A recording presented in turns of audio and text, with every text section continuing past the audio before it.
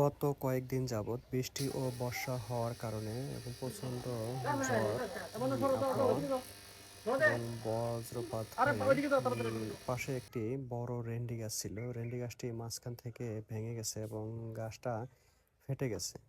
মানে বজ্রপাতে যে আসলে কি পরিমাণ ভোল্টেজ থাকে, যে কয়েক লক্ষ গুণ ভোল্টেজ থাকে, মানে আসলে গাছ না দেখলে বোঝানো সম্ভব না। কারণ একটা গাছ, মোটা একটা গাছ ফেটে যাওয়া কিন্তু খুব সহজ কথা না।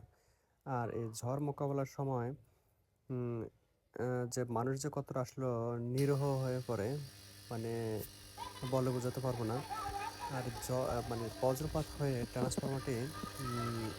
ট্রান্সফরমার লাইটিং স্টার সব আসলে হয়ে গেছে এবং ট্রান্সফরমারটি ভালো আছে কিনা চেক করার জন্য মানে চালু লাইনে 1 এম্পিয়ার ফিউজ দিয়ে বেরেল লাগালাম। বেরেল লাগানোর পরে মানে ভাত রান্না করলে মানে যেরকম শব্দ হয়, গট গট করে শব্দ হয়, ট্রান্সফরমার ভিতরেও ঠিক এরকম গট গট শব্দ হচ্ছে। এবং ট্রান্সফরমার ভিতর থেকে অনেকটা গ্যাস বের হচ্ছে এবং প্রচণ্ড দুর্গন্ধ গ্যাস থেকে। তাই অফিস থেকে লাইন ট্রিপ করে এনেছি যেন,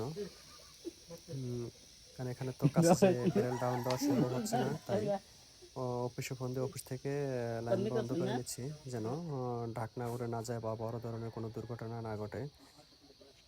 তাই ঠিক আছে, সবাই ভালো থাকেন, নিজের দূরত্ব বজায় রাখেন।